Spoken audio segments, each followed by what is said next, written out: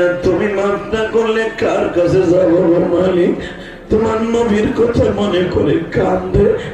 আল্লাহ আসামের মানুষগুলা ডিসেম্বরের 4 তারিখ মাফ করে দেয়।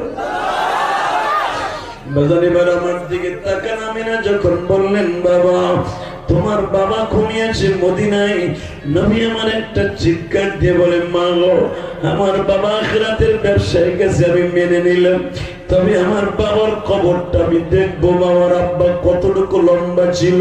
ও আমার মায়েরা, আমার জনম দুঃখিনী মা বাংলাদেশের জমিনে ঘুমিয়েছে গো মা। আমি আমার মায়ের কবরের কাছে যখন দাঁড়ায় দাঁড়ায় কান্দি, আমার নবীর কথা মনে পড়ে যায় গো।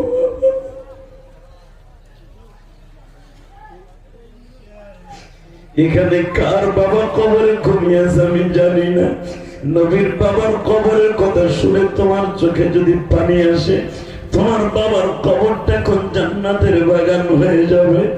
আমি না বললেন বাবা গো আমি তোমার মদিনায় লয়ে যাব সেই শক্তি আমার নাই, কারণ আমি তোমার শ্বশুরের